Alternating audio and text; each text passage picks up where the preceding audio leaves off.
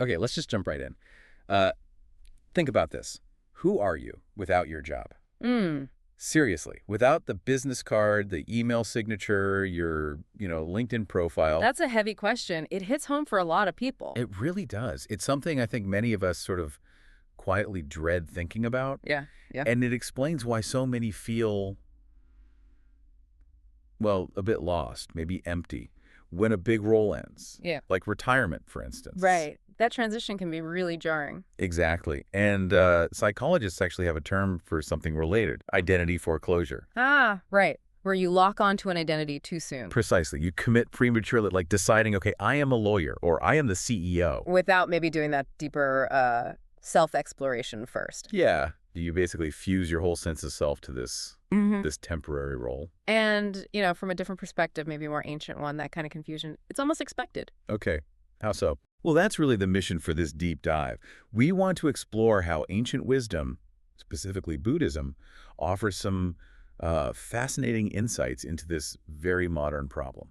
Interesting. So where does Buddhism start with this? It starts with a core concept called anatta, often translated as no self. No self. That sounds a bit scary, like nihilism. Ah, not quite.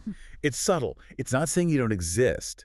It's saying that what we usually call I, or me, it isn't some solid, permanent, unchanging thing. Okay. So what is it then? Think of it more like a bundle, a temporary, constantly shifting collection of things. Like what kind of things? Thoughts, feelings, sensations, memories, and yes, the roles we play, like being a parent or an employee or a friend. So all these parts are just swirling around, changing? Exactly. None of it is truly fixed or permanent. And that's where it gets really interesting, Yeah. linking back to your point about jobs. Right, because if the self isn't fixed. Then confusing a temporary label like your job title with your entire being, Yeah. well, that's setting yourself up for suffering. Because the job will end or change. Roles always change. Always. Relationships shift, careers pivot, life happens. If your whole sense of worth is built on that one specific role, When it goes, you feel like you go with it. precisely. It's like building your house on sand, as the saying goes. Okay. That makes a lot of sense. So how does this Buddhist idea offer a way out? Liberation, you mentioned. Yes. Think of it like a river. A river has a name, right? It flows. Hmm. But the actual water in the river, it's constantly changing. New water is always arriving, old water moving on, yet we still call it the river. Okay, I see the analogy. Our self is kind of like that, but we tend to grab onto one specific drop of water, maybe our job title or our status, and think that is the entire river. And when that drop moves downstream. We feel like the whole river vanished. But if you realize your essence, your being, isn't tied to just one fleeting aspect. When losing the role doesn't destroy you. Exactly. It just shifts a temporary part of that always flowing bundle. It makes no self less about disappearing and more about resilience, Yeah. adaptability. Resilience. I like that. But wait, what about, our personality, our unique memories, having a sense of agency, making choices? Does this no self idea negate all that? We don't just become blank, right? Oh, absolutely not. That's a common misunderstanding.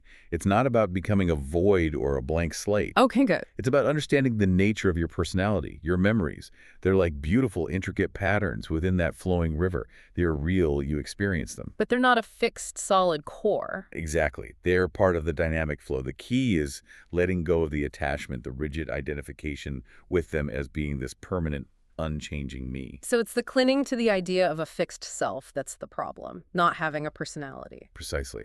You can experience your unique thoughts, preferences, memories fully, but without the suffering that comes when you demand they stay exactly the same forever. Because they won't. Your personality evolves too. That distinction is crucial. Letting go of the attachment. Okay, so let's make this practical. Someone's facing retirement or a big career change. How does really getting this no self idea help them? Intellectually understanding is one thing, but feeling it when your routine, maybe your purpose, feels gone, that's tough. That's really where the rubber meets the road, so to speak. Mm-hmm. And this is where something like Zen practice comes in. It doesn't hand you a new identity to replace the old one. Right. No, okay, now you're the retiree. No. Instead, it poses a very profound question. Who are you? Okay. And it's not looking for your name, your history, your accomplishments. It's inviting you to look beyond all those temporary labels, all those stories we tell ourselves. Into what, though? Into the space before the label. The space of, well, not knowing. of letting go of that constant need to be defined. That sounds freeing, but also maybe a bit unnerving. It can be initially. The ego loves definitions. But in that space, there's incredible freedom when you don't have to be someone specific performing an identity. Yeah. You're just free to be. To just be. Without the job title pressure. Yes. And this allows you to engage fully with roles when you do have them. You contribute, you work hard, but you aren't shattered when the role changes. Your fundamental worth isn't tied to it. So it's finding a sense of self, maybe a sense of worth, that isn't dependent on what's happening outside, on the external stuff. That's it, exactly. In a world constantly asking, so what do you do? As if that's the whole story. Yeah, that question can feel really loaded sometimes. This offers a different foundation. The less you identify only with these shifting roles and external labels, paradoxically, the more fully and freely you can actually live. How so? Because you participate, you experience, you contribute, but your core sense of okayness isn't riding on whether those things last forever. You're not building on sand anymore. You're standing on something more solid.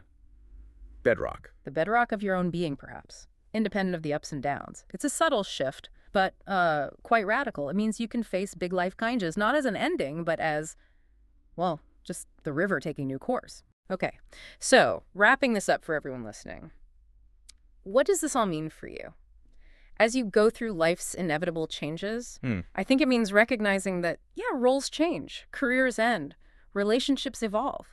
And if you've pinned your entire identity, your whole sense of worth, onto one of those temporary things. You're setting yourself up for a painful fall when it shifts. Right. Which it will. Right. So this deep dive, really, it's an invitation. Look beyond the labels. Explore that huge space of who you are without them.